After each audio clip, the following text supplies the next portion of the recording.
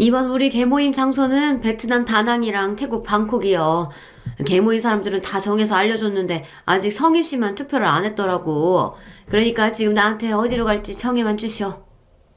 뭐 베트남? 지금 내 앞에서 베트남이라고 했어? 나 여행 안 가. 죽어도 그딴 나라에 못 가. 아, 아이고 미안하네 성임 씨. 내가 뭐에 홀려가지고 그 생각을 미처 못했구만. 정말 내 실수야. 용서해줘. 응? 뒤늦게야 중요한 기억이 떠올랐는지 개모임 총무는 내 앞에서 실수했다며 미안하다고 다른 장소 알아보고 다시 연락 주겠다는 말을 끝으로 전화를 끊었습니다. 전화를 끊고 난 이후에 한참 동안 그날 때문에 생긴 그 악몽 같았던 일들이 떠올라서 괴로워지기 시작했습니다. 나를 그렇게 만든 나라는 바로 베트남. 요즘 이 나라로 여행들 참 많이 가시더라고요. 하지만 전 그 나라 이름만 들어도 짙은 향냄새, 죽음의 기억만이 떠오릅니다. 그곳에 내 소중한 새끼를 사지로 보내는 일만은 막았어야 했으니까요. 여러분, 제 처절하고 억울한 사연 한번 들어봐 주시겠어요? 지금으로부터 38년 전 맞선 한번 보고서 난 평생 함께할 남자를 만났습니다. 요즘 젊은이들이야 이런 소리 하면 믿기지 않겠지만 우리 때는 부모님이 정해놓으신 혼처나 주변 어른들이 소개해주는 남자를 만나 결혼하는 일이 흔했죠. 저도 짝사랑하는 가수 나훈아 선생님 좋아하는 거 빼고는 연애도 못 해보고 남편을 처음 만나게 되었어요. 맞선을 보러 나온 남자는 참 말수가 적었습니다. 우리 집에 아버지와 2살 위의 오빠들은 행동이 경박하고 너무 수다스러웠던 나머지 그 과묵하고 분위기 있어 보이는 남자가 마음에 들어왔죠. 그 남자도 내가 마음에 들었던지 다방을 나와서 영화를 보러 가자고 나를 잡아채더라고요. 영화표 값이 비싼데 하면서도 그 남자에게 이끌리듯 영화를 같이 보고 저녁까지 먹었습니다. 지금 생각해도 낭만적이고 애틋한 옛 기억이네요. 서로 마음이 통했겠다. 양가 어르신들이 허락해 주셨겠다. 결혼은 만난 지 3달 만에 이루어졌어요. 하지만 결혼은 현실이잖아요. 알콩달콩 이 남자 닮은 아들도 낳고 행복하게 살겠다는 제 꿈은 허황된 망상에 불과했다는 걸 신혼여행에 가서부터 느끼기 시작했습니다. 경주에 있는 호텔에 들어서자마자 남편은 저에게 손가락으로 이곳저곳을 가리키며 말했어요. 어떤 사람들이 묵었을지 모르는 불결한 곳이야. 어서 여기랑 저기 화장실까지 청소하고 들어가. 신혼여행 간다고 들떠서 샀던 원피스 소매를 걷어붙이고 그의 지시대로 청소하면서도 속으로는 그랬습니다. 이게 아닌데. 내가 생각했던 신혼여행이랑 다른데. 내가 반평생 넘게 살아온 남편은 말이죠. 지독한 결벽증 환자였어요. 대중교통 지하철이나 버스 등에서 손잡이는 절대로 안 만지고요. 자기 수저통을 따로 들고 다니는 사람입니다. 대부분 집밥만 먹는 사람이지만 그래도 점심 한 끼는 회사 식당에서 해결해야 하니 차마 거기 수저까지는 못 쓰겠다는 거죠. 이런 사람이 집은 또 얼마나 청결해야 만족하겠나요. 퇴근하고 돌아오자마자 곳곳을 순찰하고 다니며 테이블이며 선반 위까지 손으로 만져서 먼지 검사하는 게 일과였어요. 바닥은 늘 반질반질 윤이 나야 하고요. 물건이 제자리에 없다 치면 바로 호통 소리부터 납니다. 그래서 난 아침과 오후 5시 하루 2번씩 청소를 해야 했어요. 늘 걸레를 앞치마에 쑤셔놓고 집안 곳곳을 다닐 때마다 눈에 보이는 작은 티도 닦는 버릇이 생겼죠. 이렇게 숨막히게 하는 남편하고 살다 보니 늘 초긴장 상태로 있어야 하는 제가 어떻게 마음 편히 살 수가 있었겠느냐고요. 물론 우리 바깥 양반이 밖에 나가 바람을 피웠다거나 나를 때린다던가 그런 몹쓸 위인은 아니었어요. 소사정 자세히 모르는 사람들이 보면 우연히 아빠만한 남편이 어디 있냐고 할 테죠. 특히 11년 전 세상을 뜨신 우리 시어머니는 만날 때마다 저한테 그러셨습니다. 우연 엄마, 너 팔자는 아주 하늘에서 내린 상팔자인 모양이다. 제 아비처럼 생활력이 없는 것도 아니고 다른 집 남자들처럼 바람 한 번 안 피우지. 가정적이고 성실하지. 얼마나 좋으냐? 며느리 너는 내 아들 만나서 아주 복이 터졌구나. 30년 동안 귀에 못이 박히도록 듣고 또 들은 이야기. 네, 그렇게 좋으시면 어디 어머님이 남편으로 삼아 데리고 살아보시던지요. 이렇게 속으로만 대꾸해야지 어디 시어머니 앞에서 제가 토를 달 수 있었겠어요. 하지만 저는 우연 아빠랑 사는 게 어찌 그리 창살 없는 감옥에 있는 것만 같고 혼자서만 미치는지 모르겠어요. 일단 우리 집 양반은 집과 회사 말고 가는 곳이 다른 곳은 없습니다. 늘 정해진 시간에 집에서 출근하러 나서고 회식이나 어쩔 수 없는 일 빼고는 거의 정해진 시간에 집으로 돌아와요. 문제는 학교 다닐 때 무서운 학생 주임 선생님처럼 나와 아들 모두를 가르치려 든다는 겁니다. 시집 온 지 얼마 안 될 때 어릴 때야 저도 집안일 잘 모르고 그저 남편 말이 맞겠거니 하고 그의 말을 따라 살아왔어요. 그런데 우리는 부부 사이인데 늘상 남편은 고압적으로 명령만 하고 나는 그걸 따라야만 하는 관계가 별로 좋은 것은 아니더라고요. 남편에게 질려버린 데다가 어느 곳 하나 정붙이고 못 사는 제가 어디에 의지하겠어요. 바깥 외출 하나도 마음대로 하게 하나, 친구를 편하게 만나기를 하나, 그도 아니면 어디 모임이나 취미를 찾을 수도 없는 인생이었으니까요. 그저 하나뿐인 아들 보면서 위로받고 또 그 아이와 대화하고 사는 그게 제 인생의 낙이었던 것 같아요. 속 깊고 세심한 우리 아들도 저를 얼마나 챙기고 아끼는지 그 아이만 보면 웃음이 나고 좋고 그랬습니다. 우연 엄마는 아들만 봐도 눈에서 꿀이 뚝뚝 떨어지네. 그렇게 아들 좋아만 하다가 나중에 여자친구 생기고 결혼해서 따로 살면 어쩌려고 그러슈? 동네 엄마들이 나한테 이렇게 이야기할 만큼 전 진짜 아들 바보였어요. 하지만 저도 언젠가는 아들을 떠나보내야 한다는 것쯤은 알고요. 그래서 미리 마음의 준비도 했습니다. 둥지를 떠날 아기새를 바라보는 어미새의 심정으로 말이죠. 그 작고 뒤뚱거리며 걷던 아이가 언제 커서 책가방을 메고 초등학교에 들어가고 중고등학교 교복을 입고 등교하더니 어느덧 대학까지 졸업했네요. 세월이 너무 빠르다는 걸 아들 키우면서 실감했습니다. 그 세월만큼 저 역시 같이 늙어갔겠죠. 아마 주부님들은 아실 거예요. 하루 두 끼, 많게는 세 끼의 식구들 식사를 차리는 일이 얼마나 힘들고 고민되는 일인지요. 그래도 요리하고 부엌일 하는 것이 저에게는 아주 보람된 일이었습니다. 제 아무리 궁중 요리를 해다 바쳐도 맛있다는 말이나 좋다는 표정 변화도 읽기 힘든 남편을 위해 밥을 차리는 일은 정말이지 맥이 빠졌습니다. 반면에 우리 아들은요, 별거 아닌 반찬만 해줘도 어찌나 반응이 좋은지 몰라요. 엄마, 이 계란찜이 아기 구름처럼 어쩜 이렇게 뽀얗게 부실부실해요? 진짜 식감이 부드럽고 맛있어요. 어디 찌개도 맛 좀 보자. 역시 우리 엄마 김치찌개 솜씨는 말해 뭐해. 입만 아프지. 개운하고 확 당기는 칼칼함이 여기에 뭘 넣으셨기에 이렇게 국물이 맛있지? 오늘은 육수 낼 때 뒷머리를 좀 넣어봤어. 그리고 김치찌개는 김치 맛이 좌우한다고 하지 않니? 엄마는 아는 식당에서 사온 묵은지나 쓰니까 찌개 맛이 더 깊단다. 이렇게 밥 먹는 아들 앞에 앉아서 도란도란 음식 이야기를 하고 하루 동안 있었던 일을 대화하는 것이 저에게는 그날의 고단함을 씻는 시간이었어요. 대체 누가 밥상머리에서 그렇게 시끄럽게 우냐? 조용히 좀 먹자. 전생에 아주 지체 높으신 양반집 가문 도련님이었는지 남편은 식사할 때 말 한마디 못하게 하는 사람이에요. 그래서 전 남편 식사 먼저 차려주고 나서 아들하고 둘이서만 먹었습니다. 아들이 이렇게 음식에 대한 마음이 남달라서일까요? 먹기만 좋아하는 줄 알았더니 자기 진로도 딱 요리하는 쪽으로 잡았었네요. 아들은 본인 뜻대로 외식 조리과 대학을 마치고 나서 아예 음식점을 차려보겠다는 포부를 부모님 앞에서 밝혔습니다. 하지만 제가 모은 돈이 2천만 원 뿐이라서요. 창업자금을 아버지께서 조금 도와주시면, 아니 빌려주시면 제가 열심히 한번 해보겠습니다. 이자랑 원금도 꼬박꼬박 잘 갚겠습니다. 겨우 음식하는 가게나 차리겠다고? 네 계획에 나는 반대다. 젊은 사내 자식이 비전 있고 나라의 보탬이 되는 더 큰 일을 이룰 생각을 해야지.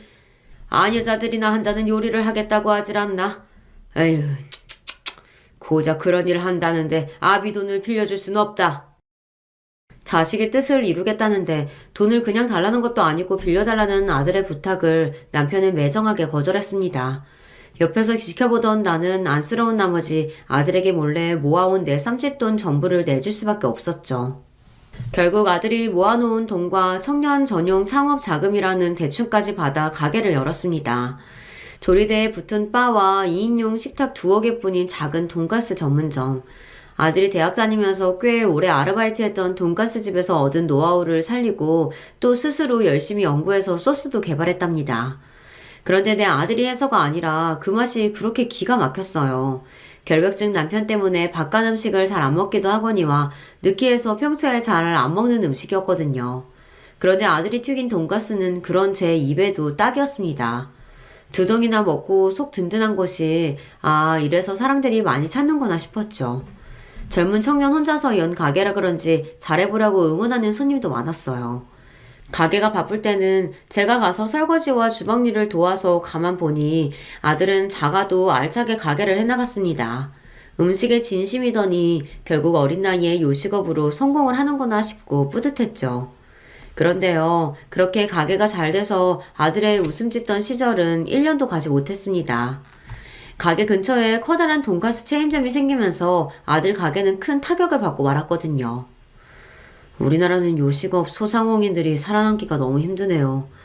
뭐 하나 잘 된다 치면 옆집 건너집 다 같은 업종으로 차리니 상인들끼리 제살 깎아먹기 경쟁이지. 이럴 때는 자본금 많고 오래 버티는 가게만 결국 남는 거겠죠. 전 아무래도 한국에서 더는 사업 못하겠어요. 그저 한 번뿐인 실패지 않니. 툭툭 털고 이번 일을 경험 삼아 다음에 더 잘해보면 되지. 너무 마음에 담아두지 말거라. 하지만 아들은 어느 날 돌연 베트남에 가겠다고 폭탄 같은 말을 했습니다. 넌 엄마에게 하나뿐인 자식이야. 어찌 너를 아는 사람 하나 없는 그런 타지로 보낼 수가 있겠니? 그냥 한국에서 더 시대해보면 안 될까? 이번에는 엄마가 아빠 설득해서 너 가게 차릴 때 도와줄 테니까. 이 나라에서 장사해서 성공한다는 게 얼마나 힘든 일인지 지난번 경험으로 뼈저리게 느꼈어요. 엄마, 저도 아주 생각 많이 하고 내린 결정이니 절 믿어주세요. 결국 아들은 자기 고집대로 베트남으로 떠났습니다. 아들은 베트남에 가면서 자기가 키우던 개 한 마리를 나에게 맡겼어요. 얘 이름은 소피예요. 이제 전 베트남에서 혼자 사느라 이 녀석 돌봐줄 수 없으니 대신 엄마가 좀 맡아주세요. 평생 개나 동물 가까이도 안 가던 나였는데 졸지의 아들 때문에 개엄마가 돼버렸습니다. 어거지로 맡기 시작했지만 재미없는 남편과 둘이서만 사는 나의 적적함을 이 강아지가 채워주더군요. 아들 대신이라 여기며 지내다 보니 소피 그 녀석 덕에 다시 웃기도 하고 산책도 같이 하며 개라기보다는 자식처럼 키웠어요. 무뚝뚝하던 남편도 소피의 간식을 본인 스스로 사올 만큼 처음 보는 다정함을 느끼기도 했고요. 이제 우리 부부에게 소피는 없어서는 안 되는 가족이 돼버렸죠. 아들은 가게 자리를 찾아보고 어떤 업종을 할지 조사하기 위해 베트남에서 한 달 정도 있다가 돌아온다고 했고 우리 부부는 공항까지 마중을 나갔습니다. 저 멀리서 이를 드러내며 환하게 웃으며 걸어오는 꽃무늬 셔츠의 청년이 내 아들이었습니다.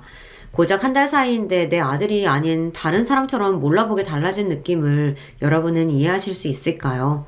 정말로 아들을 다른 나라에 보내고 싶지 않은 마음이었지만 끝내 아들은 베트남 호치민시에 돈가스와 국수를 파는 퓨전 음식점을 열었습니다. 친한 친구와 동업으로 열었다는데 그 가게를 하며 얼마나 바쁜지 제가 전화를 해도 잘 못 받고 아들은 정말 정신이 없어 보였어요. 어쩌다 가끔 하는 영상통화에서 보이는 아들의 얼굴은 피곤하지만 그래도 밝아 보였습니다. 스스로 보람된 일을 하는구나 싶어서 아들 걱정은 접어두고 그저 타국 생활에 잘 적응하기를 매일 기도했어요. 이제 가게가 좀 안정이 되었으니 놀러 오라며 아들은 비행기 티켓을 우리에게 보내주었습니다. 아들 덕에 베트남에 있는 가게에 가보니 백인, 황인, 흑인 다양한 나라의 손님으로 북새통을 이루고 있었어요. 하지만 가뜩이나 덥고 습한 나라의 작은 주방에서 열기와 싸우고 있는 아들의 모습은 대견한 한편 안쓰럽기도 했습니다. 한국 남자 둘이 만든 음식을 다른 나라 사람들이 어찌 이렇게 잘 먹니? 여기 김치 들어간 음식도 있는데 참 맛나게들 먹는다. 베트남 오면 여행자들이 쌀국수나 베트남 토속 음식들을 먹곤 하는데 그것도 하루 이틀이지 금방 질리거든요. 그러다가 우리 가게 음식 한번 먹으면 손님들이 확 반해버리더라고요. 한 번 온 사람은 거의 못 봤어요. 대부분 두어 번씩 먹고 가니까. 그리고 코리안 푸드 어썸 이렇게 음식 칭찬도 하고 휴대폰 어플에 가게 리뷰도 좋게 남겨주니 제 사업은 앞으로 더 잘 될 거예요. 한참 음식과 씨름하며 흘린 땀을 닦으며 말하는 아들의 얼굴에서 빛이 났습니다. 어디 가면 아들 직업이 창피하다며 쉬쉬하던 남편도 이때 아들 일하는 걸 보고 느낀 바가 있었는지 태도가 달라졌습니다. 우리 아들 말입니까?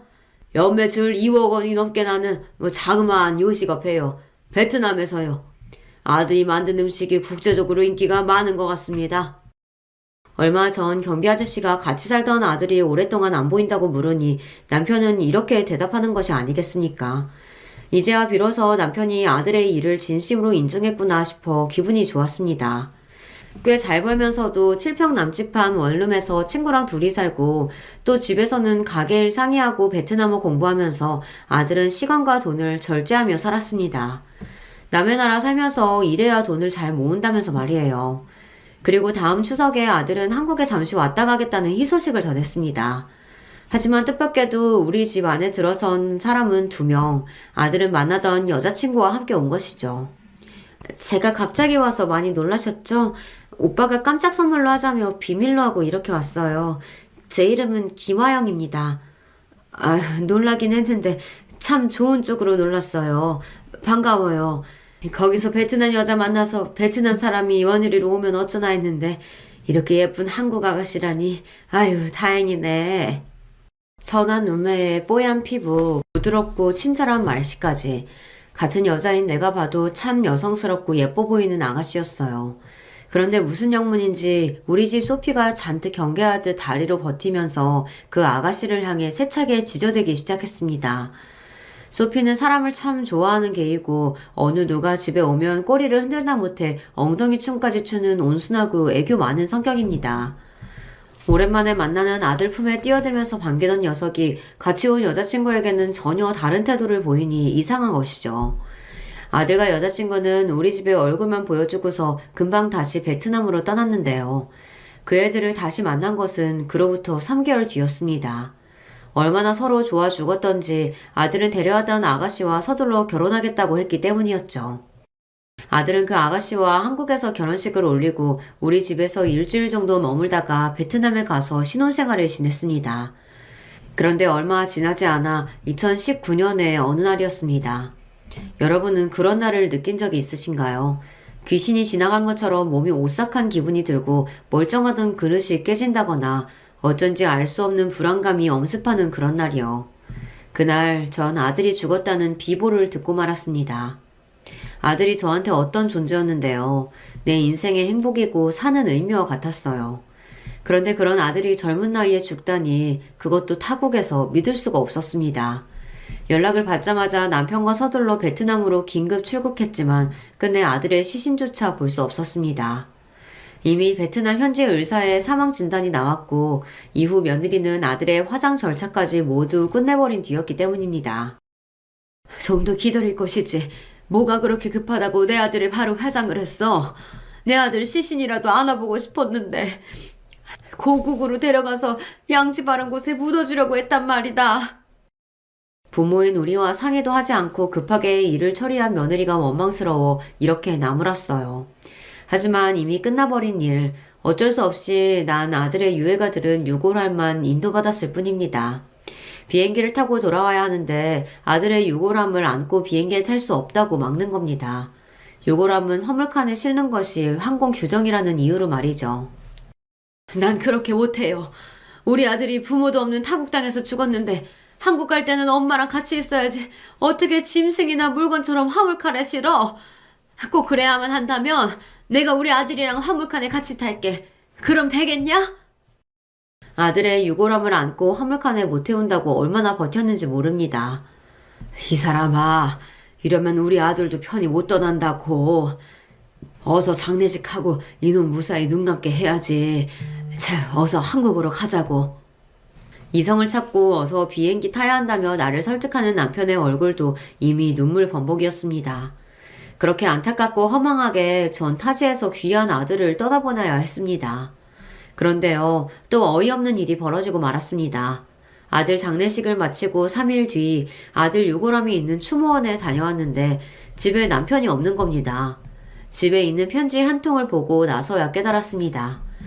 남편은 스스로 자취를 감추고 사라진 것이라는 걸요. 다 나 때문에 우리 우연이가 떠났구려. 당신과 우연이에게 사죄하는 마음으로 더 이상 이 집에 있지 못하겠소. 이게 웬일인지 도대체 알 수가 없었어요. 그 단단하고 속내를 알 수 없던 남편이 얼마나 힘들었으면 가출까지 감행한 건지, 아니 도대체 어디로 간 것인지 말이죠. 남편은 자기의 물건 대부분을 그대로 심지어 핸드폰과 차키, 지갑 등 모든 소지품을 집에 두고 나갔으니 그런 그가 너무 걱정되었죠. 바로 경찰서에 남편의 실종 신고를 하고 백방으로 찾아보았지만 그 어디에서도 남편의 흔적을 발견할 수 없었습니다. 나 혼자서 어떻게 살라고. 자식 잃은 어미를 남편까지 잃게 만들다니. 끝까지 이기적이고 무정한 사람. 우연 아빠가 정말 그렇게 믿고 원망스러울 수가 없었습니다. 못하러 숨쉬고 살겠나. 나도 죽으러 떠나야 한다. 이런 생각과 극한의 외로움과 절망감에 사로잡혀 있을 때 저를 찾아온 한 사람이 있었습니다. 그 사람은 베트남에서 돌아온 며느리였어요. 아들이 죽고 나서 얼마 뒤 전 세계적으로 코로나가 발병해서 며느리는 베트남 생활을 접고 한국으로 돌아왔다는 것입니다. 어머님도 아시다시피 전 부모님이나 가족이 없는 고아나 다름없어요. 저에게 가족이란 남편인 우연 씨가 유일했는데 그런데 그렇게 가버리다니. 며느리는 절 보자마자 껴안고 통곡했습니다. 아침에 일어나서 눈 뜨자마자 죽은 우리 우연이 생각부터 나고 바깥 양반은 살았는지 죽었는지도 모른 채 난 이렇게 그냥 있다. 내가 무슨 좋은 세상 보겠다고 목숨 부지하고 사는지 싶고. 갑자기 아버님도 행방불명이 되셨다면서요. 도대체 이게 무슨 조화인가요? 결국 어머님도 저처럼 세상에 혼자 남겨진 외톨이 신세가 되었다니 눈물이 나네요. 하지만 제가 있잖아요. 저는 어머님 곁을 절대 떠나지 않을게요. 어머님마저 안 계시면 전 어떻게 살아요? 아직 나이도 젊고 인생 창창한 너는 새로운 사람 찾아야지. 늙은 나랑 있어 무엇이 좋겠다니. 게다가 너는 법적으로 내 며느리로 되어 있지도 않으니 책임감 느낄 필요도 없고 말이다. 그런데도 나랑 같이 살고 싶다는 게 참말이냐? 아들은 결혼을 올리고 같이 살면서 어찌하다가 그만 며느리와 혼인신고도 못 올린 채 살고 있었대요. 그러던 중 갑자기 세상을 떠났으니 나에게 며느리는 법적으로 타인이었죠. 며느리는 나와 함께 있고 싶다며 그렇게 우리 집에 눌러 살기 시작했습니다. 연이은 불행 중에도 사람 살아갈 방도는 또 하늘에서 주시나 보다 했어요. 힘든 일들을 겪으며 혼자가 된 내 옆에 그래도 며느리가 있어 주었으니까요. 남편 잃고 과부 신세가 된 며느리를 보니 또 불쌍하고 가련하고 내 신세와 같아 보여 그 아이에게 잘해주고만 싶었습니다. 아들에게 밥해 먹이고 뒷바라지를 하면서 느꼈던 기쁨과 보람을 이제 며느리한테 해주며 살았어요. 남들이 보면 모녀간으로 알 만큼 참 오순도순 살았죠. 하지만 나에게 재앙은 끊이지 않았습니다. 약속이 있어서 외출하는 나 대신 며느리가 우리 집 개 소피를 산책을 다녀오겠다고 했어요. 그런데 내가 와보니 아무도 없는 빈집이고 곧이어 들어온 며느리가 빈 개 목줄만을 들고 숨을 헐떡이는 겁니다. 제가 잠깐 응가 치우는 사이에 걔가 어디론가 뛰어가서 찾을 수가 없었어요. 아무래도 걔가 도망간 것 같아요. 여기저기 다 찾아봤는데 어디에도 없었어요. 나의 자식과 같았던 소피까지 가출을 하다니. 도대체 내 인생의 바닥은 어디까지 가는 것인지 싶은 절망감에 소피가 쓰던 물건을 보며 며칠이나 울었습니다. 며느리는 걔 물건을 보면 제가 더 우울해진다며 모조리 다 갖다 버렸죠. 외로운 신세의 나에게는 이제 며느리밖에 없었어요. 그래서 더욱 서로 의지하며 살았어요. 하지만 진짜 닥쳐올 내 불행은 이게 시작이었는지 모르겠습니다. 밤마다 문득문득 자주 깨는 나는 그 어느 날 밤 물을 들어 부엌으로 가려고 어둠 속에서 일어났습니다. 불이 꺼진 캄캄한 집 계단 옆 난간을 잡고 한 계단 한 계단 조심조심 내려가는데 몇 걸음이나 갔을까 갑자기 뒤에서 어떤 힘이 느껴졌어요. 그 밀쳐지는 느낌에 전 그대로 계단 아래로 구르고 말았습니다. 아이고 이러다 죽는구나. 내 소리에 놀라 방에서 뛰쳐나온 며느리가 119를 불러 그대로 응급실에 가고 말았어요. 천만다행으로 머리나 중요 부위는 다치지 않고 팔뼈에 금이 가는 부상만 입었죠. 어머님, 갑자기 밤에 계단에 내려가시다가 다치시다니 정말 큰일 날 뻔했지 뭐예요. 그렇네. 걱정시켜서 미안하다. 너 잠도 못 자고 이제 출근해야 하는데 어쩌니. 네, 뭐 괜찮아요. 저 잠깐만 수납 원무과에 다녀올게요. 무슨 생각이 났는지 며느리는 병원 원무과 직원에게 가서 한참 얘기하는 걸 보다 소변이 마려워진 나도 화장실로 천천히 걸어갔습니다. 화장실이 마침 업무가 근처였는데 며느리는 한참이나 그 직원과 실랑이를 벌이고 있었어요. 이 정도면 상해로 진단서 끊어주셔야죠. 보호자분, 담당 의사 선생님이 이미 내린 진단을 제가 바꿀 수는 없습니다. 이 정도의 부상은 상해까지는 안 됩니다. 그게 무슨 소리야? 우리 어머님 큰 사고 났는데 계단에서 굴러떨어지면 상해니까 상해 보험 받을 수 있잖아. 아니야? 듣자 하니 며느리는 보험에 청구해야 하는데 내가 다친 게 크지 않아 치료비 정도의 실손보험 청구만 가능하다는 게 직원의 대답이었습니다. 며느리는 불같이 그 직원에게 화를 내고 의사에게 진단명을 바꿔달라고 소리까지 쳤습니다. 늘 내 앞에서 수줍은 듯 조용조용 말하는 순한 아이였는데 저런 모습을 보니 속으로 적잖이 놀랐어요. 사람에게는 참 다양한 모습이 있구나 하며 계속 걸어가던 중 의아한 생각이 뇌리를 스쳤어요. 가만 이상하다. 나는 상해보험 같은 건 들어둔 적이 없는데 실손보험 하나, 암보장보험 하나 그렇게 2개만 있는 걸로 알고 있어요. 며느리가 직원과 얘기한 보험은 들은 것만 해도 2개의 상해보험이었는데 좀 이상했습니다. 예, 화영아, 잠시 이리 좀 와보렴. 나는 말이다, 상해보험 같은 게 없어. 제가 갑자기 나타나서 그런지 아니면 자기가 했던 말을 들었을까봐 그런지 며느리 얘가 날 보자마자 화들짝 놀라서 어쩔 줄 몰라 했습니다. 그건요. 제가 들어놓은 보험이 따로 있어서요. 이런 복잡한 건 제가 다 알아서 할 테니까 걱정 마시고 어머님은 그저 들어가서 쉬고 계세요. 보험이나 치료비 같은 골치 아픈 일을 며느리가 알아서 처리해준다면 나야 편하고 좋죠. 며느리 말에 안심하고서 전 병실로 돌아왔습니다. 근 2년간 나에게 불행한 일들이 너무 많이 일어났어. 마가 단단히 꼈나? 아무래도 점이라도 봐야 할까봐. 느닷없지만 사람이 자꾸 안 좋은 일이 생기면 이런 미신에 의존하게 되는 것 같아요. 어떤 용하다는 무속인을 찾아가서 내 점사를 보게 되었죠. 자네 요즘 사는 게 아니겠네? 맞아요, 신녀님. 정말 요즘 같아선 저 딱 죽겠어요. 어쩌다가 제 인생이 이렇게 된 건지 모르겠거든요. 무슨 애군이 끼기라도 한 건 아닐까요? 너 지금 죽지 못해 산다는 얼굴인데 그냥 이대로 넋놓고 있다가는 너도 금방 죽어. 네? 억울하게 죽은 젊은 남자 영혼도 보이고 그 외에 다른 영혼도 몇 보이네. 보아하니 자네한테 원한이 있는 것 같진 않고 지금 자네 가까운 곳에 사람을 해하고 다니는 몹쓸 것과 함께 사는 게야.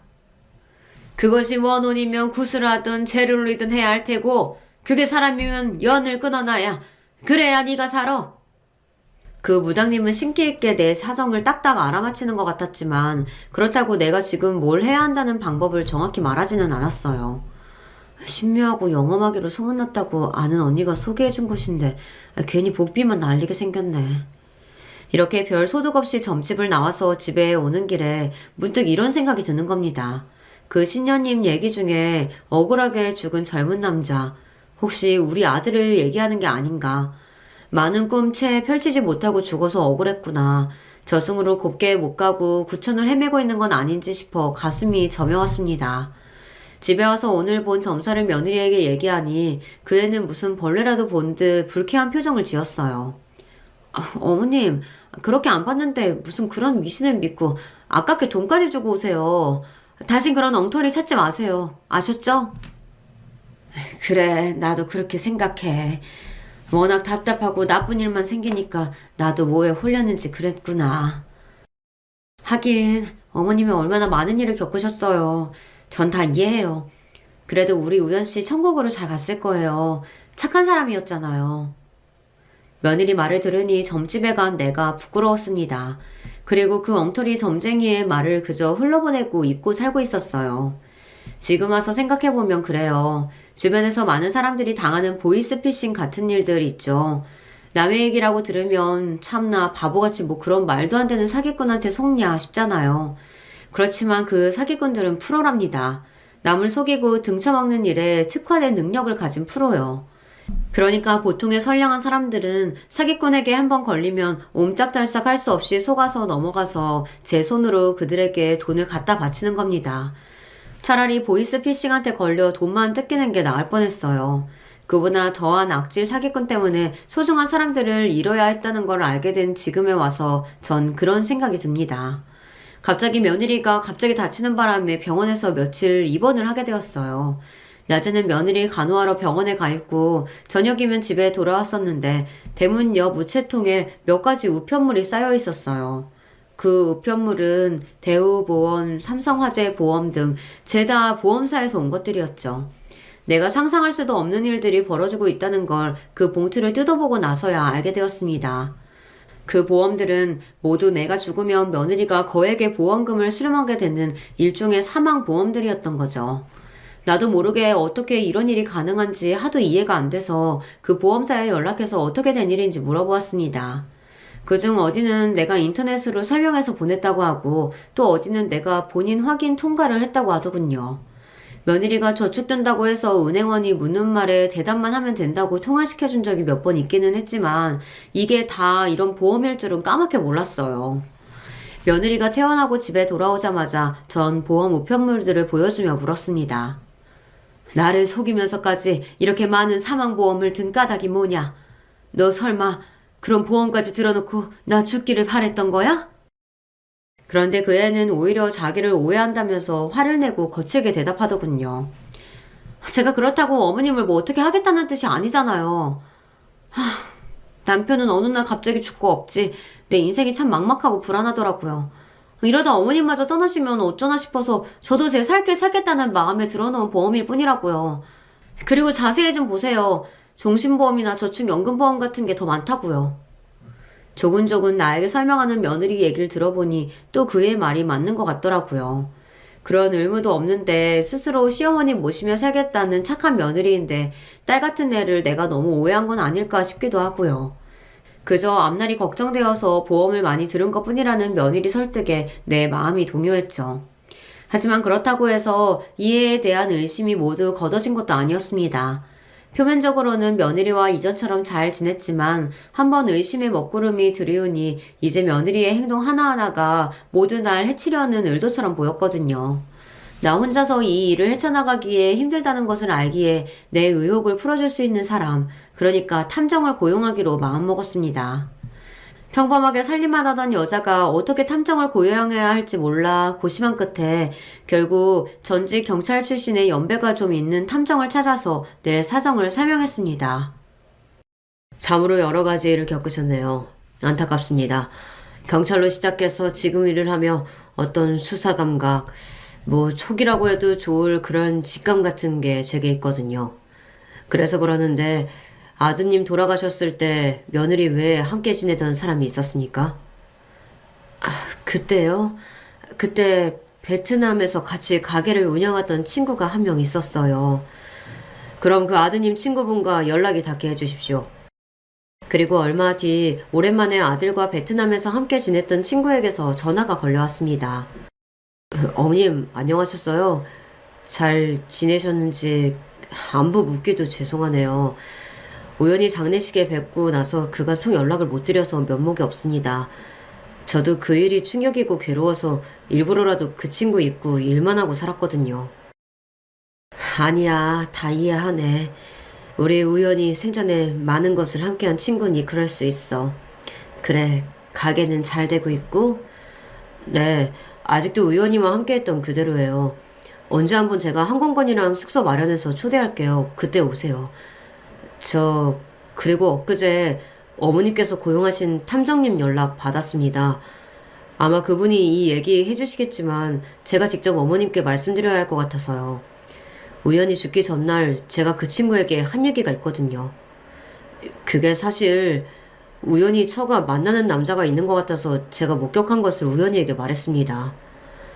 그럼 네 말은 며느리에게 아들 말고 다른 남자가 있었단 소리니? 저도 의심되는 장면을 본 것뿐이지 사실인지는 모르겠어요. 하지만 우연히는 펄쩍 뛰면서 화영이가 그럴 리 없다고 확인하러 바로 나갔고 다음날 싸늘한 주검이 되었다는 소식을 들었으니까요. 그래서 중간에 한번 그 일을 말씀을 드릴까 하다가 우연히 처가 어머님 모시고 잘 지내고 있다고 들어서 그 생각을 접었습니다. 제가 던진 말로 괜히 잘 살고 있는 유가족을 또 한 번 상처 주게 되는 셈이 될까봐요. 그런데 화영이가 어머니 보험 어쩌고 말을 듣고 보니 이제야 그 모든 퍼즐이 맞춰지는 것 같았습니다. 그 여자 좀 더 자세히 조사해볼 필요가 있어요. 전 베트남에 있는 친구들 통해서 그 여자를 좀 더 파보고 알아낸 거 모두 탕자님한테 전달할게요. 어머님, 화영이 걔 너무 믿지 마십시오. 통화를 끊고 나서 전 억장이 무너지는 기분이었습니다. 멍청하게도 아들의 죽음에 왜 며느리를 의심을 한번 해보지 않았을까요? 갑자기 그동안의 기억들이 차르륵하고 순식간에 눈앞을 스쳐 지나갔습니다. 처음 며느리를 본 반려견 소피가 기이하게 지저댔던 일, 그리고 절대 주인을 떠난 법이 없던 녀석이 며느리와 산책할 때 하필 가출해버렸던 일, 어려서부터 알레르기를 겪어온 아들은 누구보다 자기 몸을 잘 알고 이에 대해 경계하고 조심했던 아이입니다. 그런 애가 까닭없이 알레르기 하나로 인해 죽음까지 이르다뇨. 이 모든 의혹과 죽음은 오로지 한 사람에게 그 화살이 향해 있었습니다. 바로 그 며느리. 그 애가 분명 어떻게든 연관되어 있겠다는 예상이 들었어요. 가만 생각해보니 어느 밤 내가 계단에서 밀쳐진 기분이 들었던 날, 내 느낌은 착하겠거라며 날 부축하던 그 애의 그 손길, 그것은 날 미친 손길과 닮았었다는 게 왜 이제야 생각이 났을까요? 그 애의 모든 행동이 갑자기 소름 끼치도록 무서워졌습니다. 최근 들어서 아침마다 내가 마실 클렌저 주스를 바로 그 애가 만들어주고 있었거든요. 요리는 전혀 할 줄 모른다며 부엌에도 안 들어오던 애가 갑자기 왜 그랬을까요? 어쩌면 나 역시 죽이려고 한 것일 수도 있습니다. 이대로 가만히 있을 수는 없었습니다. 평소 수면장애가 있는 나는 늘 수면제를 상비하고 있었죠. 이튿날 저녁 그 수면제 몇 알을 갈아서 비싼 양주에 타놓고 며느리를 기다리고 있었습니다. 시엄마가 요새 우연이가 자꾸 보이는 것이 우울하고 그렇네. 오랜만에 너랑 술 마시면서 즐거운 시간 보내고 싶구나. 며느리와 주거니 받거니 하며 실제로는 며느리에게만 그 약탄 양주를 마시게 했습니다. 오래 지나지 않아 며느리에게 그 약의 반응이 오기 시작했어요. 오늘 많이 마시지도 않았는데 제가 오늘 좀 이상하네요. 왜 이렇게 어지럽고 속이 메스껍지? 그러냐? 네가 먹은 음식들에 내가 독극물을 탔으니까 그런 거다. 네가 내 아들한테 알레르기 쇼크가 오도록 아몬드를 먹였듯이 말이야. 안 그래? 그게 무슨...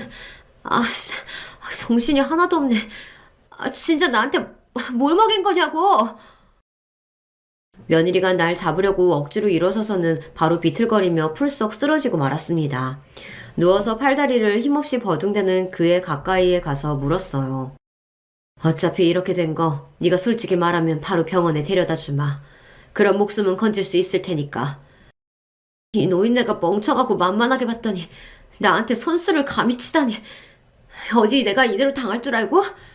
내가 당신 죽여버리고 말 거야. 네 아들 자식처럼. 핏대를 올리며 악을 쓰는 며느리 그 입으로 결국 자백을 했습니다. 자신이 내 아들을 죽음으로 몰았다고 말입니다.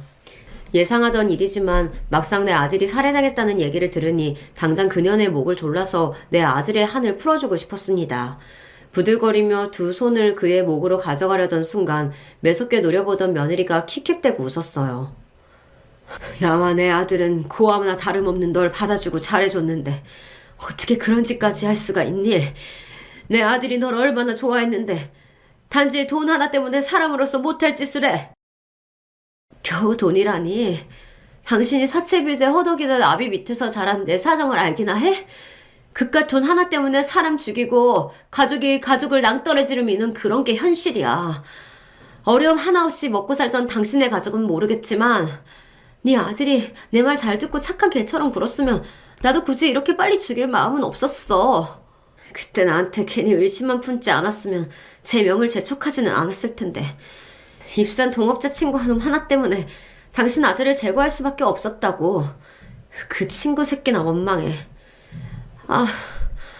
그런데 왜 이렇게 잠이 쏟아지지? 이봐 노인네, 진짜 나한테 독 탄 거 맞아? 증상이 뭔가 묘하게 다른데? 진짜 독약을 탔다면 차라리 그 손으로 내 목숨을 끊어봐 어디. 독약으로 고통스럽게 가느니 그게 낫겠네. 자기를 그 손으로 어떻게 해보라며 웃기까지 하는 걸 보니 난 그 애가 너무 무서웠습니다. 그 애는 사람이 아니에요. 악마 그 자체 같았어요. 깊은 잠에 빠져드는 며느리 애를 집에 내버려두고 저도 모르게 뒷걸음질 치며 집 밖으로 도망을 쳤어요. 내 인생 전부와 바꿔도 아깝지 않을 아들을 속이고 죽게까지 만든 장본인인데 저도 솔직히 똑같이 되갚아주고 싶었죠. 하지만 전 그 마음을 이겨내고 참았습니다. 만약 내가 살인해서 지옥에 가버리면 천국에 있는 내 아들 만날 수 없을지도 모르잖아요. 하지만 수면제를 먹고 코까지 드르렁대며 자고 있는 저 나쁜 년을 어떻게든 파멸로 이끌 것입니다. 제가 한 건 여기까지입니다.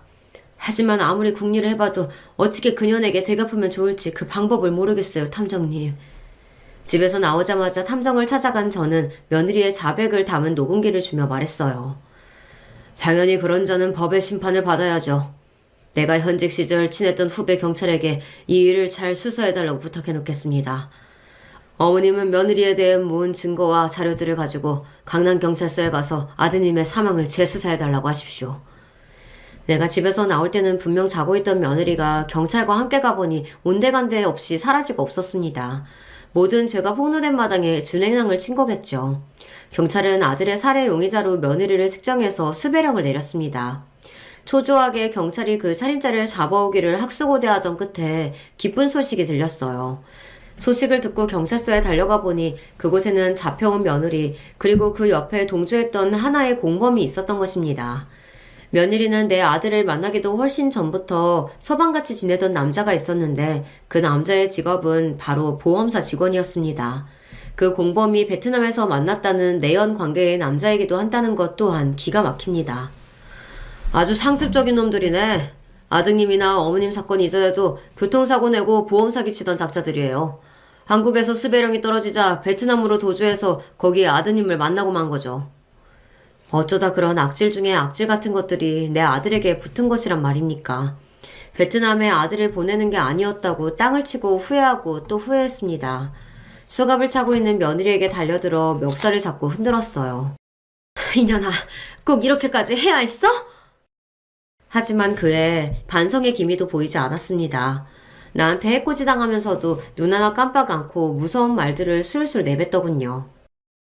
원래는 네 아들 앞으로 보험 잔뜩 들어서 교통사고나 어디에 밀어버려서 상해 보험금이나 타려고 했다고.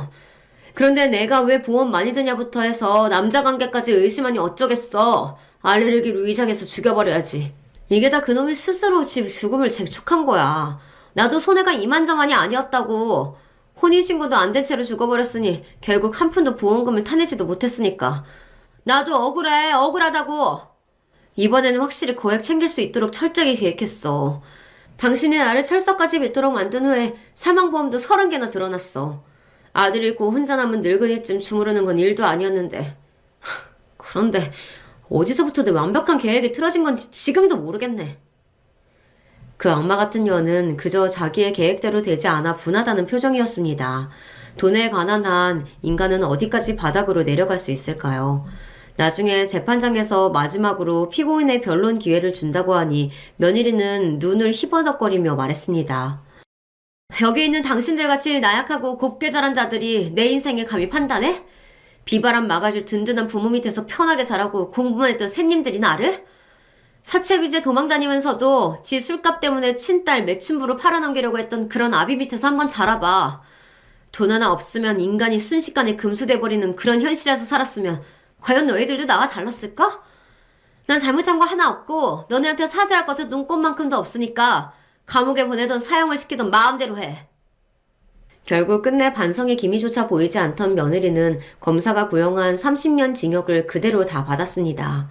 마음 같아서는 사형을 내려달라고 판사에게 읍소하고 싶었지만 변호사는 저 여자에게 선고된 형도 아주 큰 거라며 날 위로했죠. 어느 뉴스에서도 접해보지 못했던 이 같은 끔찍한 일이 설마 나에게, 내 아들에게 벌어질 줄은 꿈에도 몰랐습니다. 정말이지 사람이 너무나 두려워지고 말았습니다. 소중한 가족은 모두 떠나고 믿었던 며느리에게마저 충격적인 배신을 당했습니다.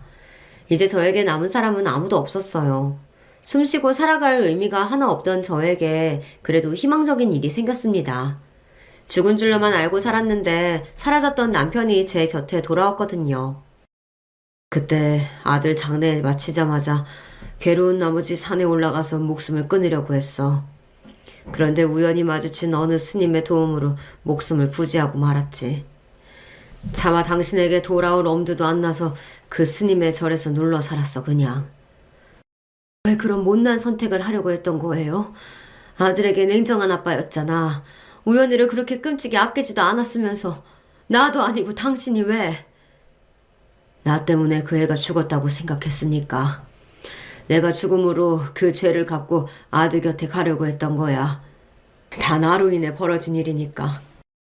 8년 전 아들이 처음 가게 열 때 부탁한 창업자금 내가 빌려만 줬더라면 그 가게가 망하지 않았을 테고 그럼 베트남 가서 애가 그 지경이 되지 않았을 텐데. 남편이 아들에 대해 그렇게 심한 죄책감에 사로잡힌 줄은 전혀 몰랐습니다. 커다란 절망 앞에서 나의 찢어지는 고통과 절망밖에 안 보여서 옆에 있는 남편이 그런 생각을 하는지 알아주지 못했던 내 잘못이라고 생각했어요. 불쌍한 그 양반의 손을 잡고 전 그간의 일들을 쏟아냈습니다. 우연이를 죽게 만들고 죄책감으로 죽어야 할 인간들은 따로 있었어요. 당신이 없어진 동안 나까지 우연이처럼 될지 당신은 몰랐죠? 우리 이렇게 못난 모습으로 사는 거 알면 천국에 있는 우연이가 한마디 하겠네요. 우리 그의 곁에 가는 날까지 죄짓지 말고 그저 적당히 살다 갑시다. 그리고 현재 저는 남편과 둘이 살고 있습니다.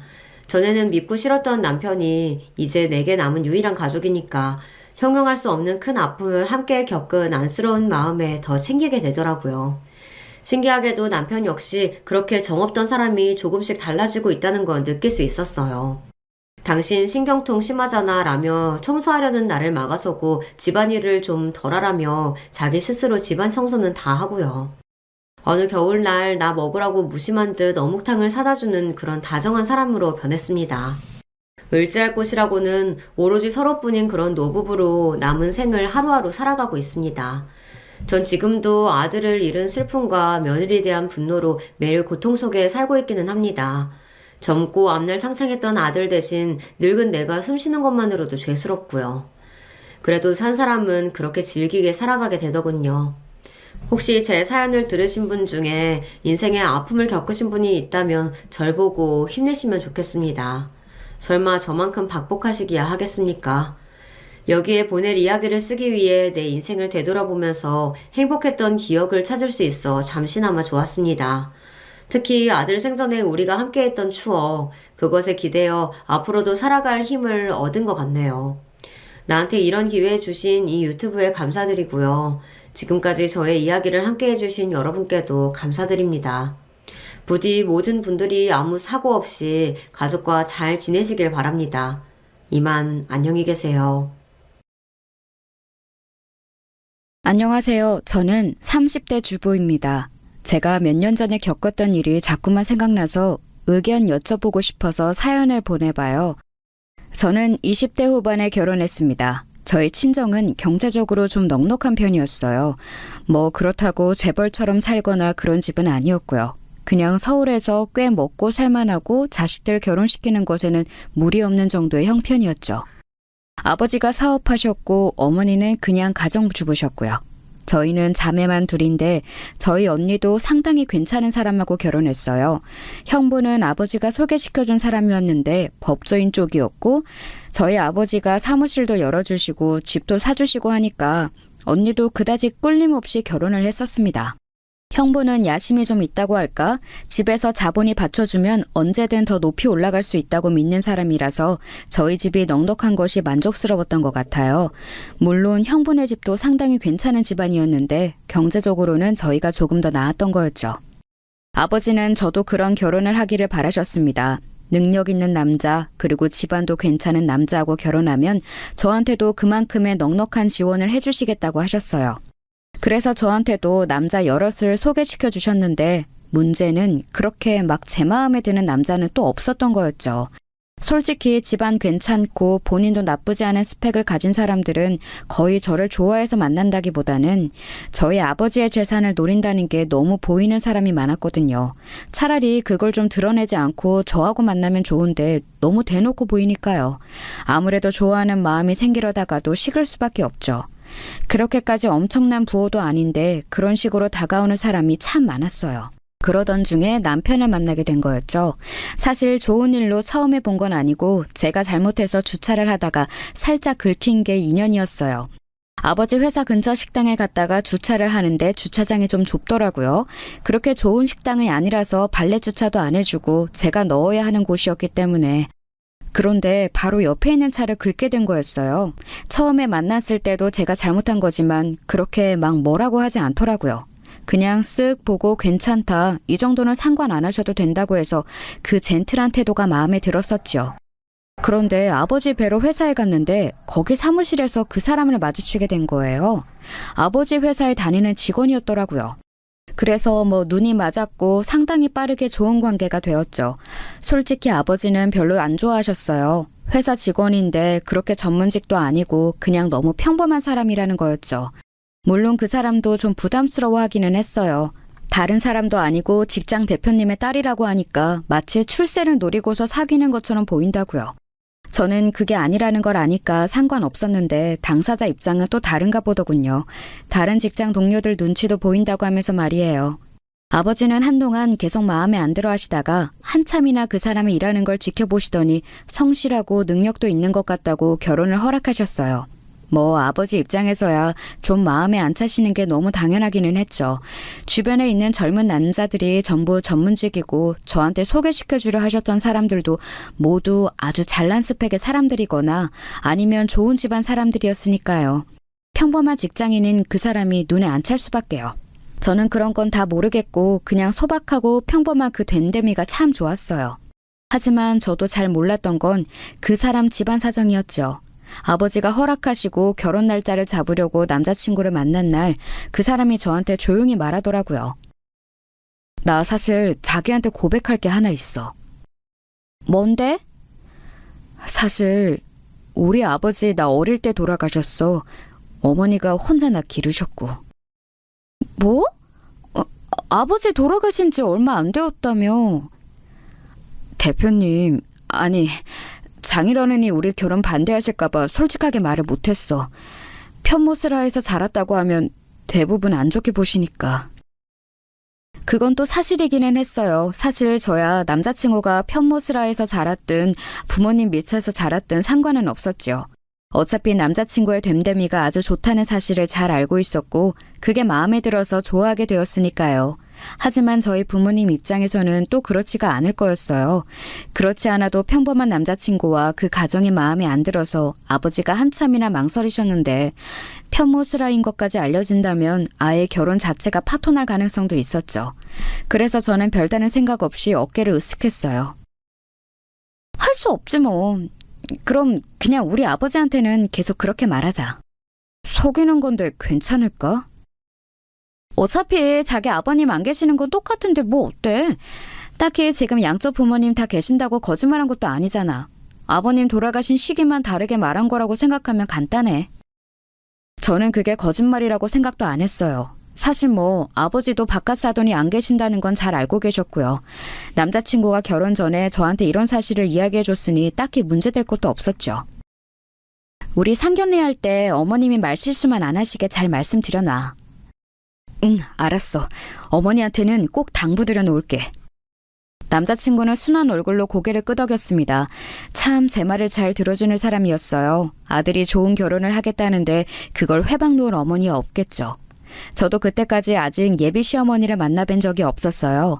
한 번쯤은 남자친구의 고향집에 가보고 싶은 마음도 있었고 예비 시어머니를 뵙고 싶은 마음도 있었지만 남자친구가 데려가지를 않더라고요. 말로는 어디 남쪽 멀리 바닷가에 살고 계신다는데 너무 고립된 곳이라 버스도 안 간다고 했어요. 우리가 가면 차로 정말 오래 타고 가야 해서 고생 많이 할 거라고, 중간에 차 세워두고 걸어서 가야 하는 곳도 있다는 말에 조금 놀라서 그럼 예비 시어머니가 서울 올라오시면 그때 뵙기로 했었죠. 남자친구도 딱히 자기 고향에 대한 애착은 없어 보였고요. 예비 시어머니에 대해서 그다지 걱정하는 눈치도 아니었어요. 남자친구의 말에 따르면 예비 시어머니는 아주 건강하고 활발한 분이어서 식구들한테 전혀 걱정을 안 끼치는 분이라고 하더라고요.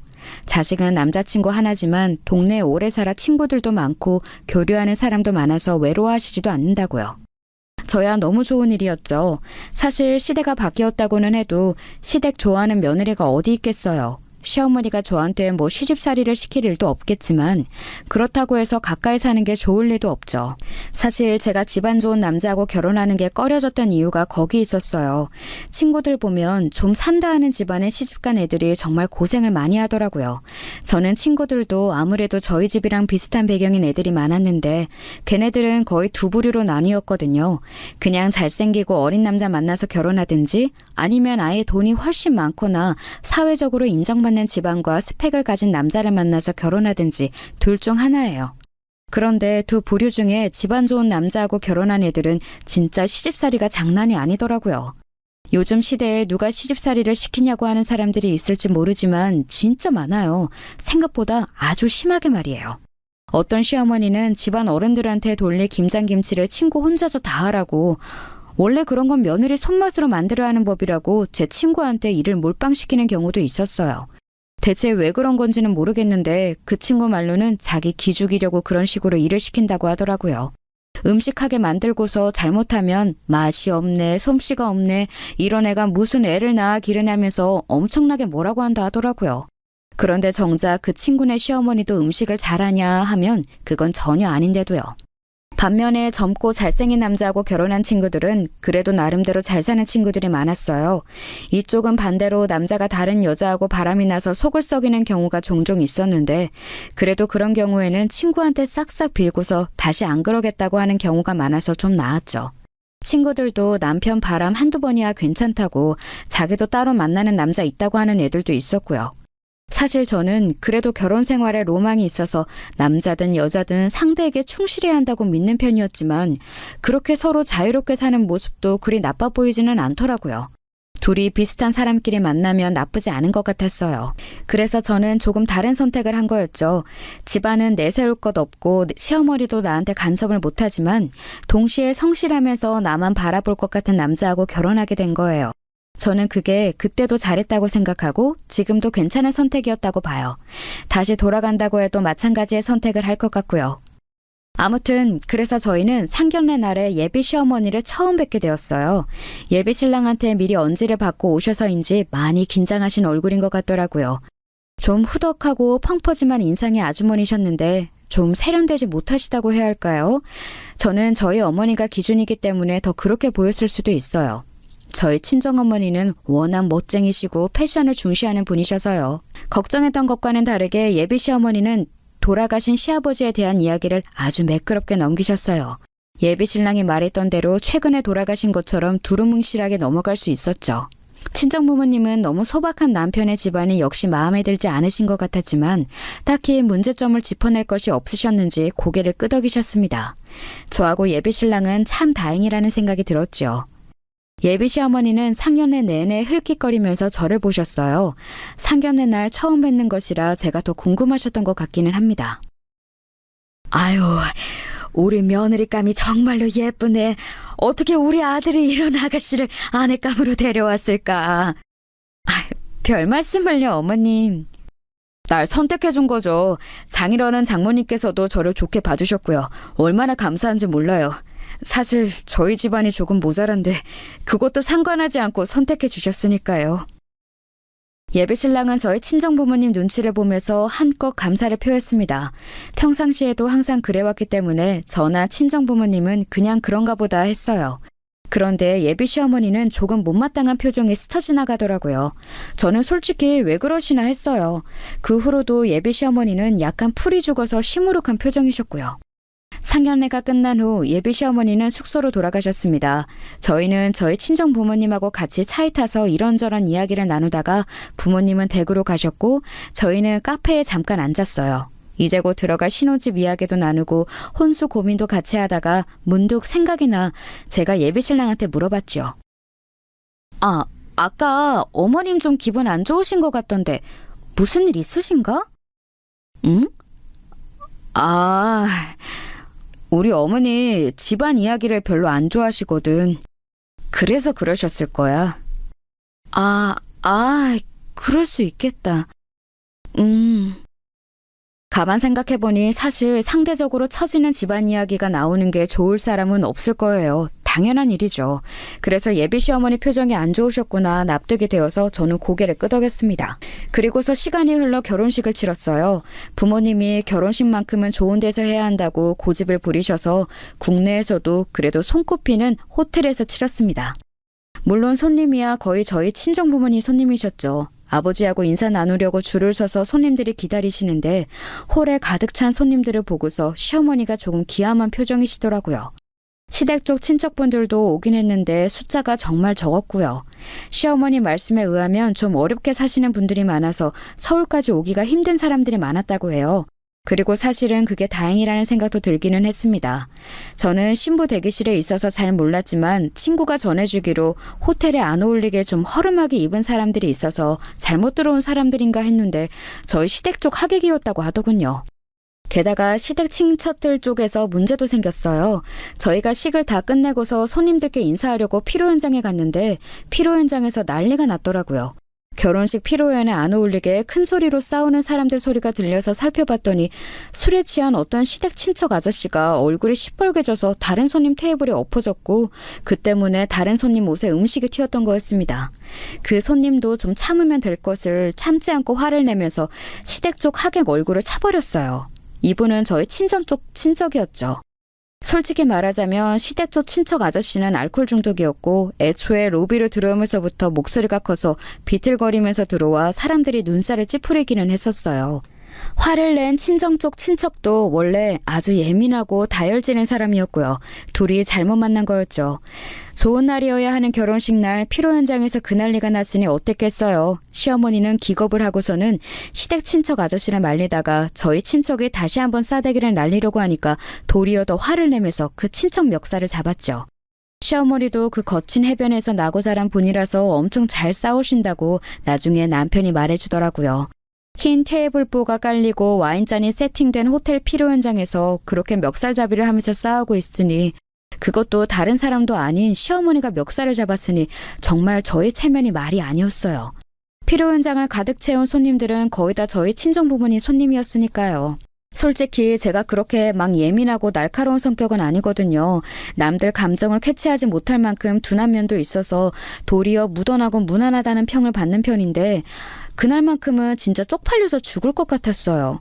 남편도 미치려고 하면서 시어머니를 말리는데 시어머니가 다혈질이어서 제대로 말려지지도 않고 결국 저까지 합세해서 같이 시어머니 진정시키려고 노력하다가 몸이 밀려서 테이블에서 음식물이 제 피로연 드레스에 다 튀고 아주 난리도 아니었죠.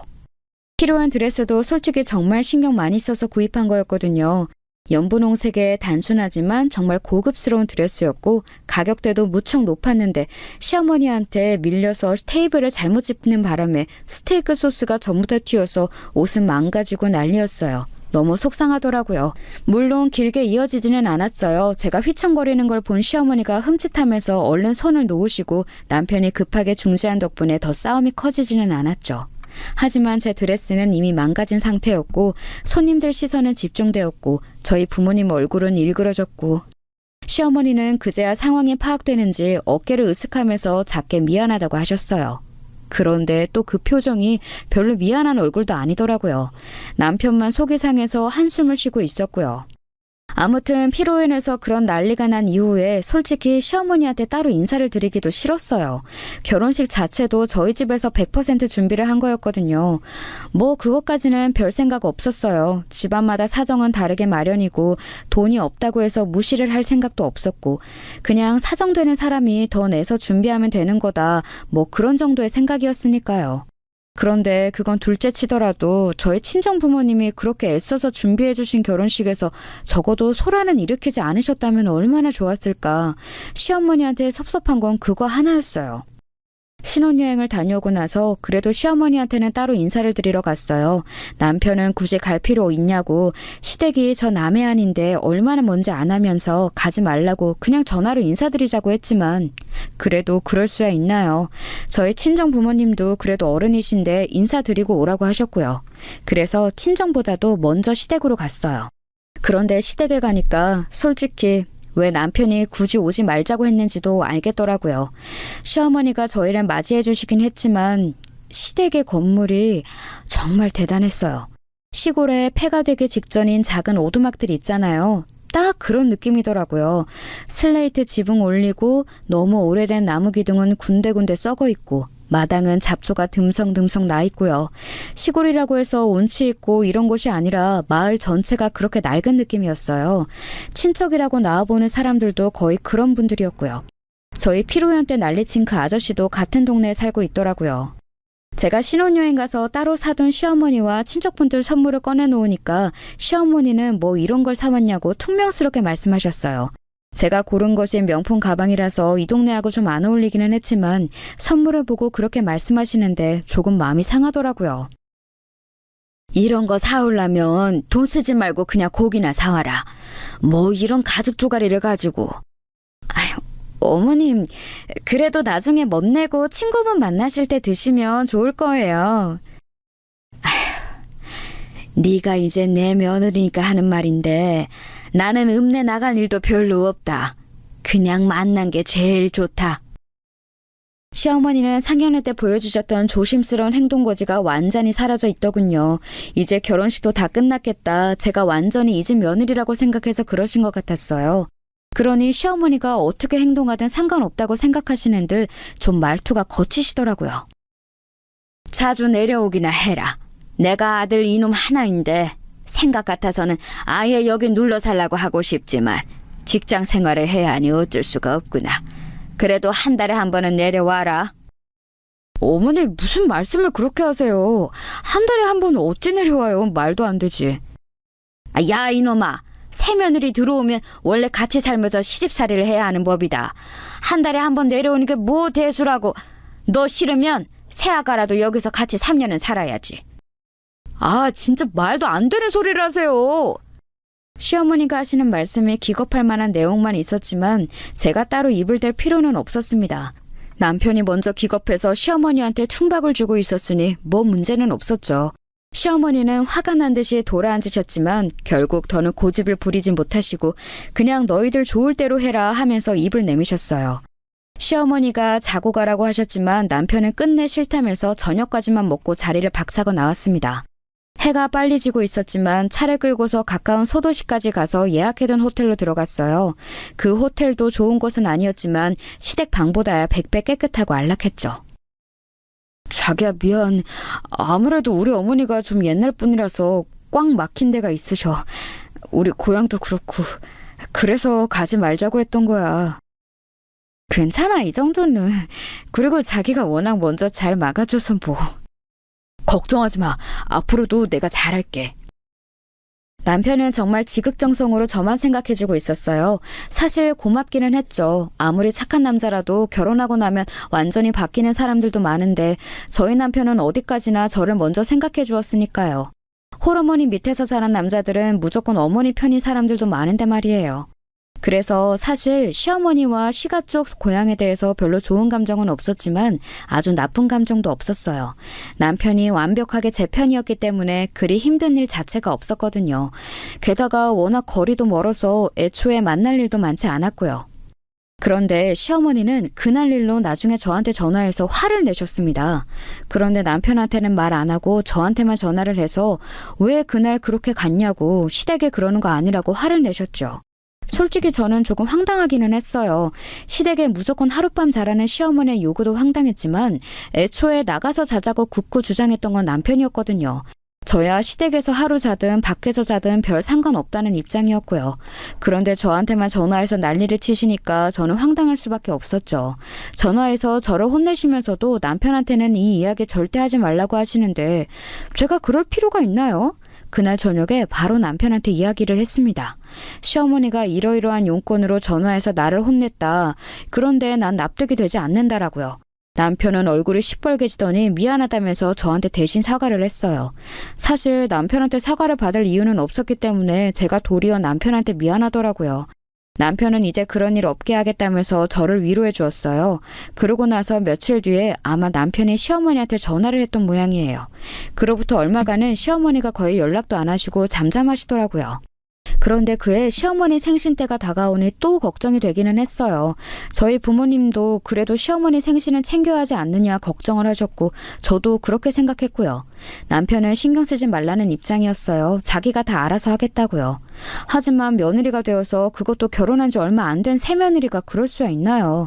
그런데 제가 그 시골집을 또 가기는 너무 싫고 그래서 저는 혹시 서울 구경시켜드리면 안 되냐고 호텔 하나 잡아드리고서 한 사흘 계시다가 맛난 거 많이 드시고 내려가시면 되지 않냐고 남편한테 이야기를 했습니다. 희한하게 남편은 별로 좋아하지를 않더라고요. 그러면서 하는 말이 자기 어머니를 자기가 아는데 좀 집착이 있는 편이라서 한번 잘해주기 시작하면 계속해서 바랄 거라고 하더라고요. 그때 남편 말을 들었어야 했는데 제가 그래도 사람 노릇은 하면서 살겠다고 고집을 피웠어요. 그래도 제가 새며느리인데 어떻게 시어머니 첫 생일을 그냥 선물만 보내고서 입을 닫겠냐고요. 제 주변 친구들을 보면 남편이 시댁 편만 들어서 문제가 되는 경우가 많았는데 저희 남편 같은 경우는 또 처음이었어요. 저는 그런 남편이 참 고맙기도 하고 편하기도 했지만 그래도 그렇게까지 나쁜 며느리는 되고 싶지 않더라고요. 저는 그래서 시어머니께 전화를 드렸어요. 오셔서 한 사흘이라도 호텔에 머무시라고요. 그랬더니 시어머니가 뭔가 하고 싶은 말씀이 있으신 것처럼 머뭇거리시더군요. 그게 말이다. 왜요, 어머님? 하고 싶으신 말씀 편하게 하세요. 난 서울 가서 남의 집에 있고 싶지 않구나. 내 아들 며느리네 집에 가고 싶지. 말하자면 저희 집에 머물고 싶으시다는 건데 순간 멈칫하게 되더군요. 솔직히 저희 집에서 시어머니가 며칠씩 같이 머무는 건 제가 좀 반갑지가 않아서요.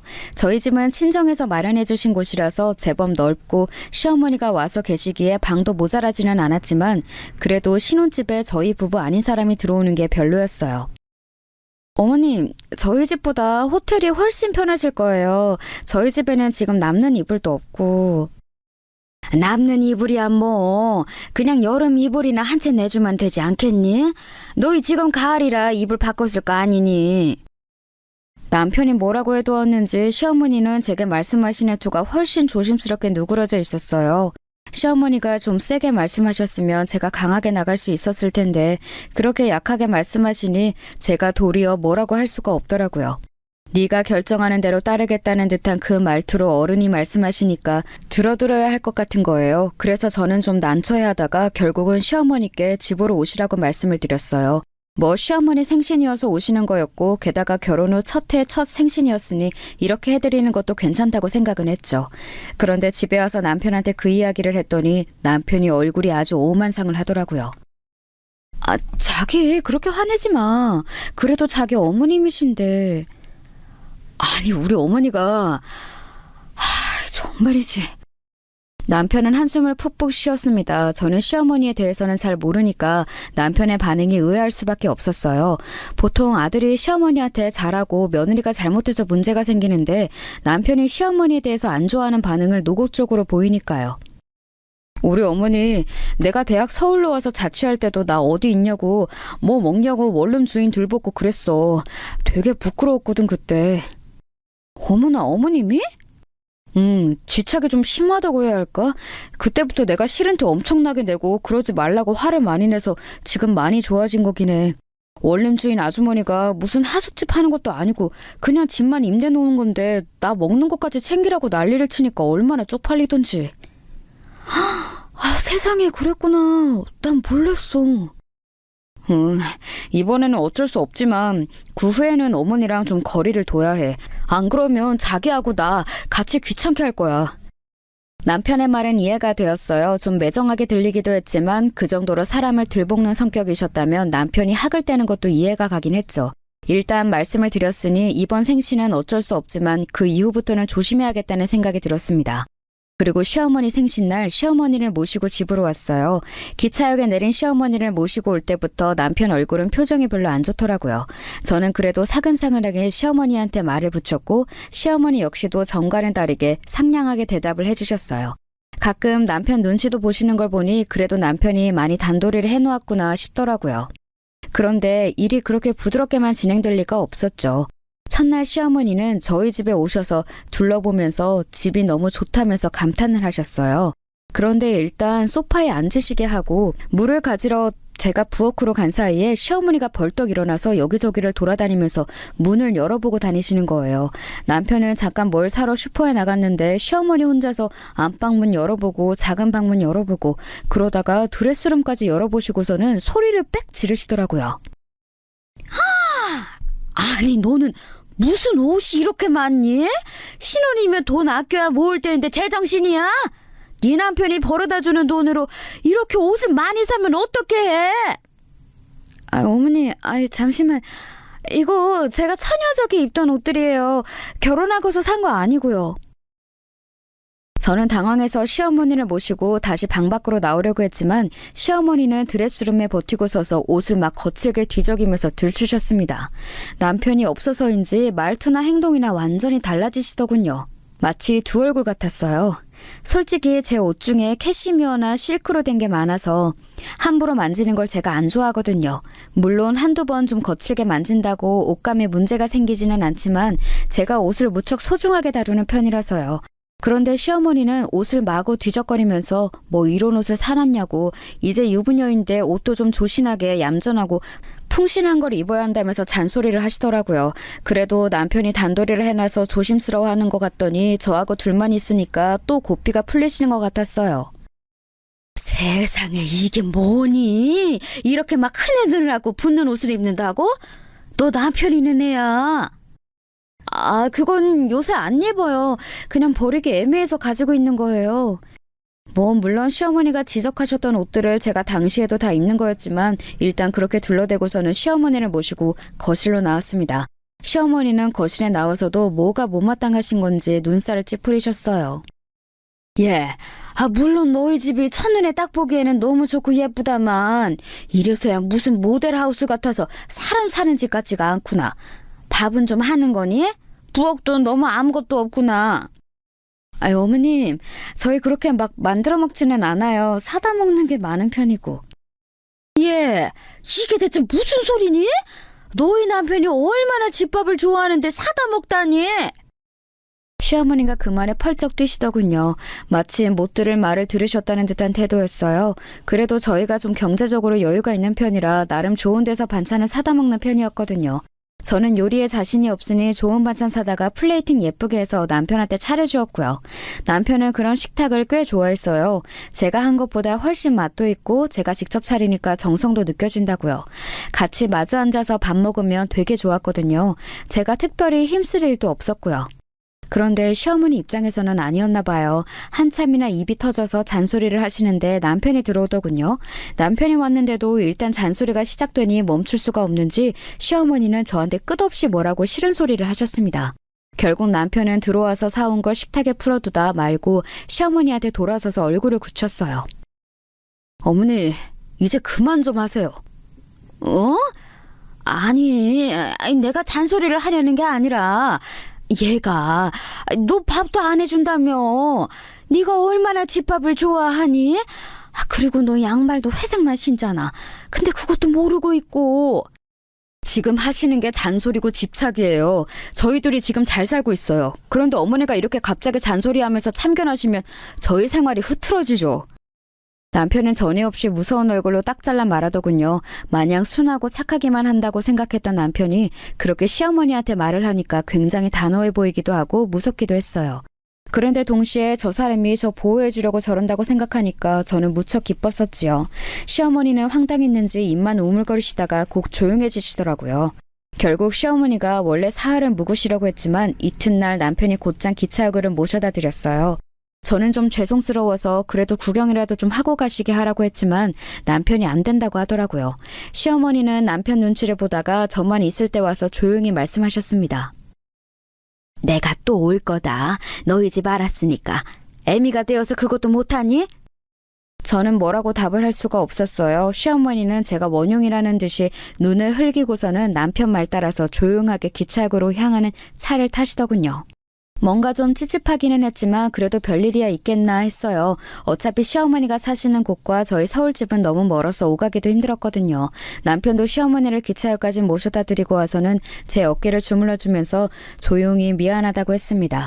자기 어머니가 혼자 자식을 기르며 살아서 너무 집착이 심한 게 문제라고요. 그걸 제외하면 좋은 분이니 너무 신경 쓰지 말아달라는 식으로 사과를 하더군요. 저는 뭐 그게 그렇게 큰 문제일까 싶어서 남편의 손등을 두드리면서 괜찮다고 했어요. 그런데 이게 정말로 문제가 될 줄은 꿈에도 몰랐죠. 왜냐하면 그로부터 한 달 뒤에 시어머니가 정말로 서울에 올라오셨더라고요. 평일 오후에 저는 취미로 삼은 그림을 그리면서 한가로운 시간을 보내고 있었는데 갑자기 누가 벨을 누르는 거예요. 그래서 조금 놀라서 나가봤더니 시어머니가 떡하니 서 계시는 거였죠. 아니 어머님 연락도 없이 어쩐 일이세요? 시애미가 뭐 전화라도 미리 하고 와야 하느냐? 아들 며느리 집에 오는데 말이다. 시어머니는 정말로 저한테 연락도 없이 집으로 오셨더라고요. 저는 너무 놀랐는데 그렇다고 제가 시어머니한테 나가달라고 할 수는 없잖아요. 그래서 저는 일단 시어머니를 들어오시게 하고 차를 끓여드렸어요. 시어머니는 괜히 심술맞게 앉으셔서 저한테 배가 고프다고 하시더라고요. 집에는 뭐 드릴 게 없고 별 수 있나요? 배달 음식점에다가 전화를 해서 시키려고 하는데 시어머니가 갑자기 그러시는 거예요. 나도 며느리가 해준 밥 먹어보고 싶다. 밥 좀 해다오. 어머님, 저 요리를 잘 못해요. 잘 못하면 어떡하니? 네 남편한테는 어쩌고? 시어머니가 그렇게 말씀하시는데 정말 난감하더라고요. 그렇다고 앞에 떡하니 앉아서 말씀하시는 분 말을 그냥 안 들을 수도 없어서 저는 좀 난감한 채로 나와서 집안 마트에서 장을 봐서 들어왔어요. 평소에 밥을 거의 안 해먹기는 하지만 된장찌개 정도는 끓일 줄 알았거든요. 그런데 제가 음식하는 꼴을 보더니 시어머니가 혀를 차시는 거였어요. 너는 지금 시어머니가 왔는데 된장을 내놓으려는 게냐? 네 어머님, 혹시 된장 안 좋아하세요? 내가 시골 아줌이라고 된장만 먹게 생겼니? 어째 시어머니 대접도 할 줄은 몰라. 시어머니는 혀를 차셨고 저는 그것도 그런 것 같아서 얼른 나가서 소고기를 조금 더 사왔습니다. 고기라도 구워드리면 괜찮겠다 싶어서 그런 거였죠. 그런데 뭐 요리를 평소에 안 하다가 하는데 수월하게 될 리가 있나요? 시간은 더 걸리고 저는 허둥지둥 엉망진창이고 시어머니는 뒤에서 한숨을 푹푹 쉬면서 보고 계셨고요. 그런데 제가 왜 이 짓을 해야 하나 슬슬 짜증이 날 때쯤 칼퇴근한 남편이 문을 열고 들어왔어요. 아니 어머님 여긴 어쩐 일로... 뭐? 서울 올 일이 있어서 생각나서 왔단다. 정말이에요?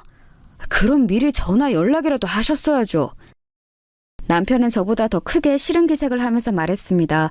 저도 이번에는 좀 짜증이 나더라고요. 시어머니가 처음 들이닥쳤을 때는 뭐 그런가 보다 했지만 음식까지 요구하고 하시니까 화가 올라왔어요. 남편이 그렇게 노골적으로 싫은 기색을 하니 시어머니도 조금 기가 죽은 기색으로 남편 눈치를 보았고 남편은 더 말하기 싫다는 듯 시어머니의 짐을 대충 다 싸서 시어머니 손을 잡고서 현관 밖으로 나섰습니다. 시어머니가 뭔가 말하려고 했지만 남편을 귀찮다는 듯이 싫다고 했어요. 그 말투가 평소와는 달리 무척 거칠어서 저도 좀 놀랐지요. 현관 밖을 나가서도 엘리베이터를 기다리며 남편이 화를 내는 목소리가 들려올 정도였으니까요. 남편은 시어머니를 기차역까지 모셔다 드리고 와서 저한테 미안하다면서 부드럽게 사과를 했습니다. 뭐 저도 좀 화가 났었긴 했지만 남편은 잘못이 없었으니까요. 도리어 저를 좀 보호해주려고 노력하는 게 보여서 화가 가라앉았어요. 저는 괜찮다고 다시 안 그러시면 되지 않냐고 남편을 진정시켜 주었습니다. 그런데 문제가 계속 일어났죠. 이런 식으로 갑자기 찾아오는 분들은 보통 자기가 잘못하고 있다는 걸 모르신다고 하더라고요. 저희 시어머니가 딱 그 짝이었습니다. 아예 연락 없이 갑자기 자식 집에 오는 것 자체가 문제라는 걸 인지하지 못하시는 것 같았어요. 초반에는 남편만 화를 내고 저는 그냥 참는 쪽이었는데 점점 더 저도 삐딱선을 타게 되었죠. 시어머니가 아무런 말도 없이 불쑥 찾아와서 문을 열라고 너네 집에 들어가겠다고 하시는 게 한 5번이 넘어갈 무렵에는 진짜 화가 나더군요. 시어머니는 그렇게 찾아와서 뭐 하시는 것도 없었어요. 남편이 일찍 오는 날은 그저 차 한 잔만 마시고 남편 얼굴만 보고 순순히 일어나서 나가셨고 남편이 늦게 오는 날은 식사까지 마치고서 남편 오는 거 보고서 가셨죠. 지금 생각하면 좀 희한하기는 했어요. 남편 얼굴을 보고 나면 그렇게 버티는 것도 없이 일어나서 곧장 내려가셨으니까요. 시어머니 사시는 곳에서 서울까지 얼마나 먼지를 생각하면 더욱이나 희한했죠. 사실 저도 시어머니의 그런 행동을 보면서 저것이 모종인가 싶더라고요. 얼마나 멀리 사는 아들이 보고 싶으면 저러실까 싶어서요. 하지만 남편은 점점 더 정이 떨어지는 것 같았어요.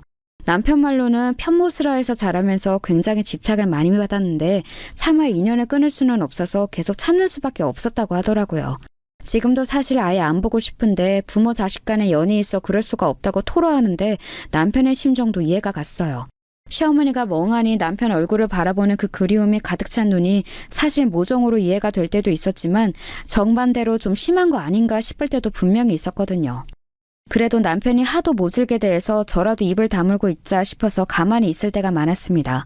하지만 정말 10번째쯤 찾아오셨을 때는 더 견딜 수가 없더라고요. 제가 잠시 외출했던 때 오셨는데 아파트 계단에 앉아서 기다리고 계셨어요. 솔직히 엘리베이터에서 내렸는데 그렇게 기다리고 계신 걸 보니까 정말 너무 힘들더라고요. 시어머니는 그때쯤에는 사실 제 눈치도 보기는 보셨어요. 당신 스스로 생각하기에도 너무 많이 찾아온다 싶기는 하셨겠죠. 요즘 어떤 며느리가 이런 걸 참고 살겠어요. 저도 시어머니가 혼자 계시고 남편을 워낙 아들로 의지하셨으니 그냥 참아보겠다고 하고 있었던 거였는데 그때쯤 되니 정말 견딜 수가 없더라고요. 어머님, 정말 이러시면 곤란해요. 그게 말이다. 애비가 내가 전화하면 받지도 않고 그래서 말이다. 목소리도 안 들려주고 해서 얼굴이라도 보려면 이 방법밖에 없어서. 시어머니는 미안하신지 제 눈을 마주치지 않고 웅얼대시더군요. 물론 아들내미 보고 싶으시겠죠. 평생 정성을 다해 키워온 아들이니까요. 하지만 그렇다고 해서 이렇게 아무 연락도 없이 불쑥불쑥 찾아오시는 건 좀 곤란하잖아요. 저는 시어머니가 그렇게 작게 말씀하시는 것에 마음이 약해질 뻔하다가 다시 마음을 다져봤어요. 이제 정말로 안 되겠더라고요. 어머님, 자꾸 이러시면 문 안 열어드려요. 제가 아무런 준비도 없이 어머님 모시는 거 그렇게 쉬운 일 아니에요.